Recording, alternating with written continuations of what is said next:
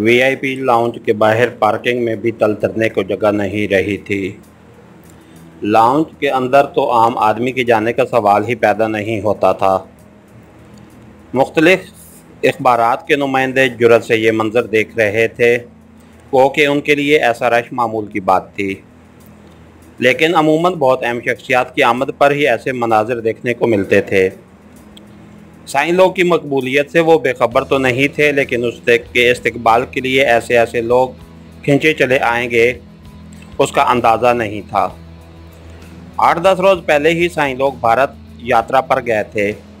उनके इस दौरे का मकसद अपने बुज़ुर्गों के मज़ारों पर हाज़िरी देने के अलावा हज़रत शाह जी के सालाना उर्स में शिरकत भी था, जिसके लिए उन्हें हज़रत शाह जी के सजादा नशीन ने अजमेर शरीफ से ख़ुद दावतनामा अरसाल किया था। और साईं लोग की खसूसी शख्सियत के पेश नज़र उनके लिए जहाँ वीज़ा वगैरह के हसूल में कोई मुश्किल पेश नहीं आई थी, वहाँ उन्हें भारतीय हुकूमत की तरफ से भी खसूसी तौर पर वीआईपी प्रोटोकॉल दिया गया था। और दिल्ली के हवाई अड्डे पर उनके इस्तकबाल के लिए जहाँ हज़रत शाह जी के सजादा नशीन छोटे शाह साहब मौजूद थे, वहाँ 2 सरकारी एहलकार भी मौजूद थे, जिन्होंने साईं लोग के गले में फूलों के हार डालकर उनका बड़े बारोक मन से स्वागत किया। साईं लोग यूँ तो गुज़िश्ता 7-8 साल से भारत में मुख्तलिफ बुज़ुर्गों के उर्स में शमूलियत के लिए जाते रहे थे, लेकिन इस मरतबा उनकी शिरकत बड़ी अहमियत की हामिल थी। साईं लोग का ताल्लुक़ मुल्क के एक पसमानदा सरहदी इलाके से था। उनके आबा व अजदाद की मुजरमाना सरगर्मियों का रिकॉर्ड हुकूमती फ़ाइलों में जा बजा मौजूद था।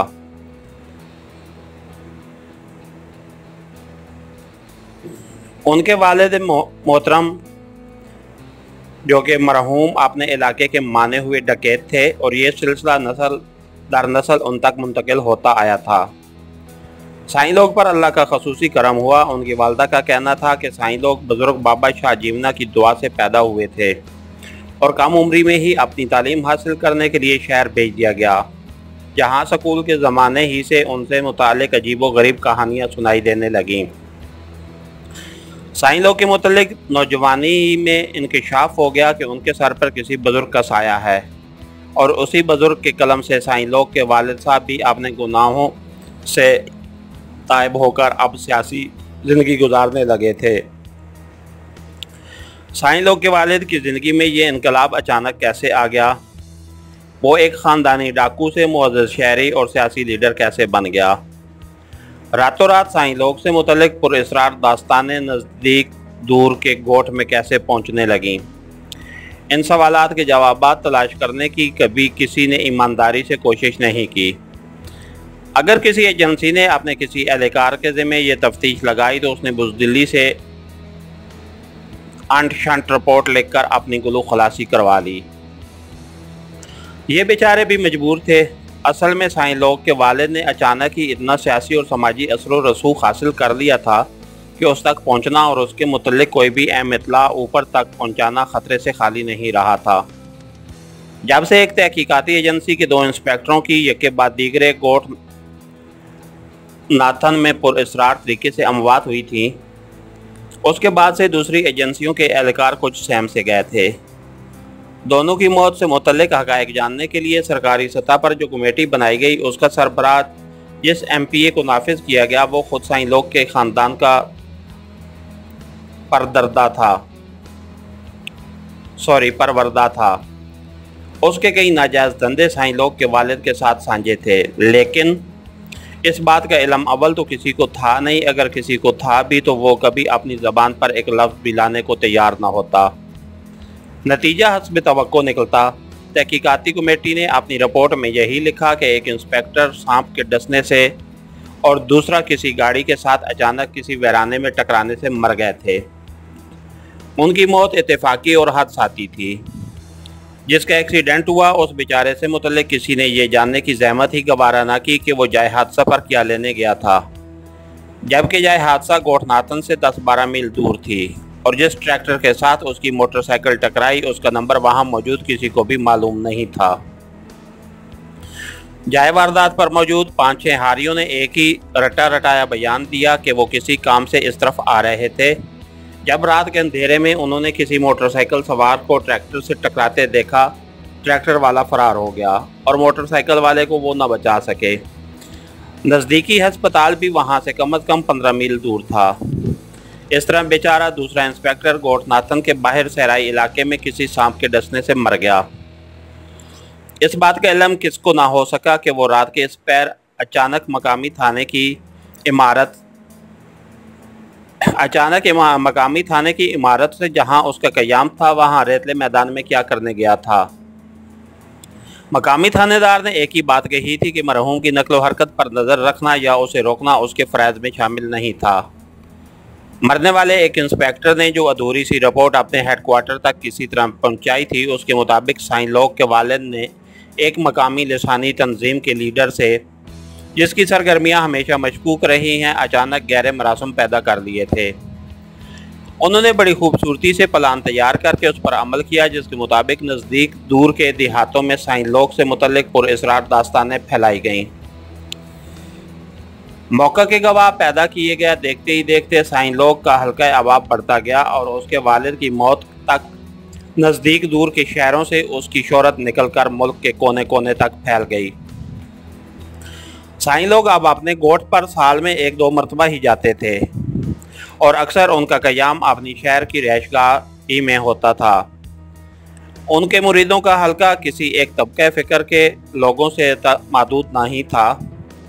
मुख्तलिफ सियासी जमातों के रहनुमा, समाजी मजहबी रहनुमा, शोबे के बड़े बड़े लोग उनके हल्का अदालत में आ गए थे। सरकार दरबार तक उनकी रसाई थी।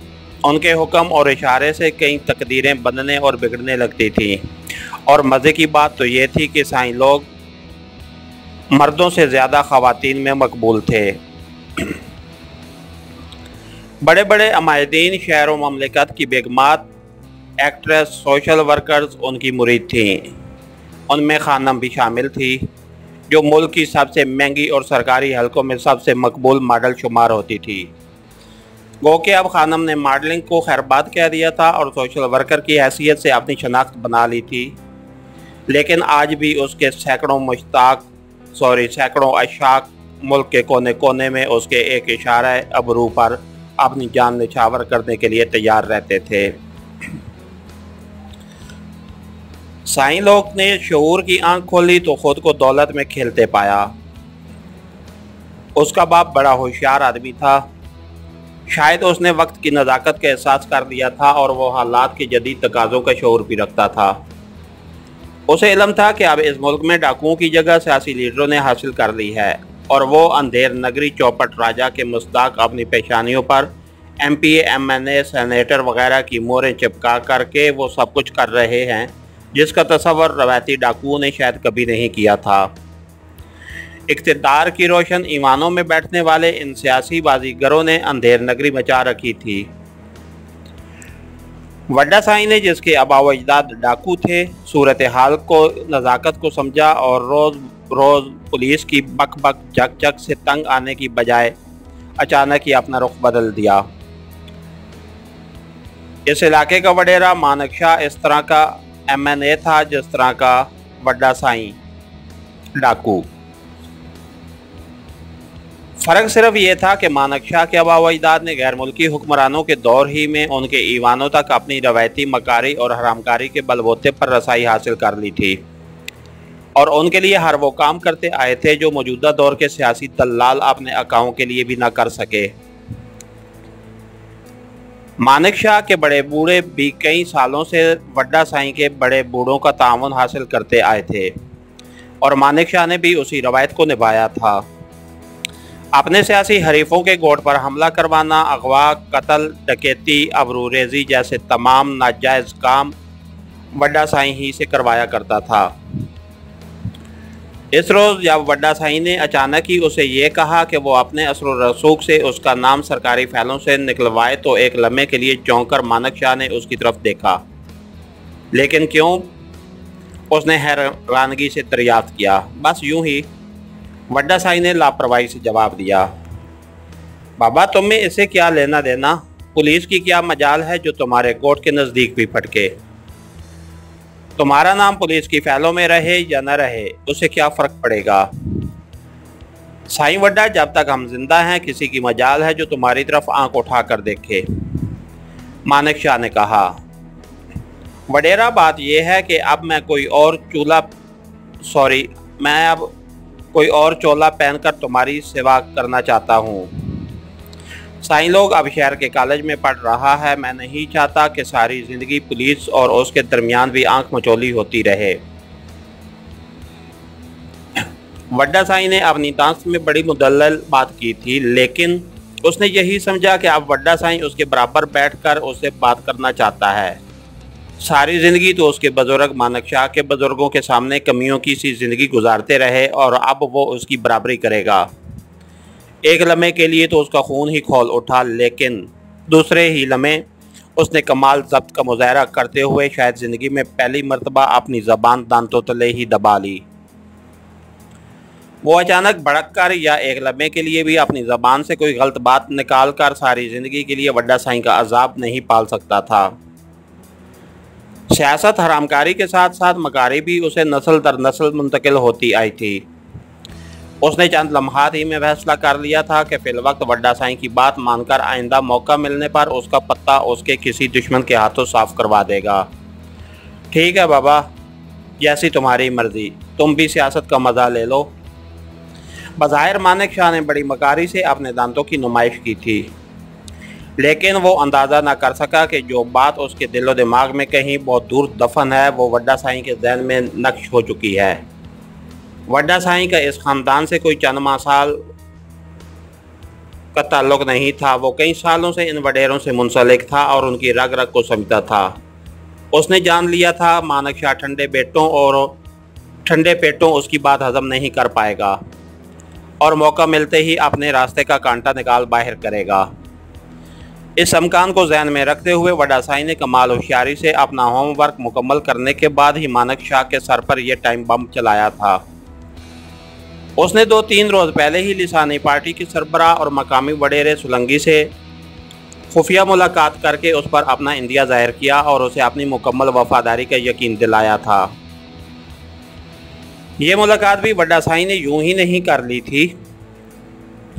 उसे इल्म था कि लिसानी पार्टी के लिए सरहद पार से आने वाली इमदादी रकम के सिलसिले में वडेरा सोलंकी और वडेरा मानेक शाह में चल रही चपकलश ने दोनों को दौरान खाना एक दूसरे के खून का प्यासा बना रखा है और बज़ाहिर वो एक ही पार्टी में रहते और एक दूसरे का दोस्त होते हुए भी एक दूसरे की जान के दर पे हो रहे हैं। यही बेहतरीन वक्त था जिससे वड्डा साईं ने फ़ायदा उठाया। वडेरा सोलंकी वड्डा साईं की ताकत और वडेरा मानेक शाह से इसके खसूसी ताल्लुकात से बखूबी आगाह था और उसे मानेक शाह के नज़दीक किसी ऐसे ही आस्तीन के सांप की ज़रूरत थी जिसको वो हमेशा ख़तरे की तलवार बनाकर मानेक शाह के मुरीद लटकाए रखे। बसूरत दीगर मानेक शाह से कुछ बईद नहीं था कि वो क्या कर गुजरे।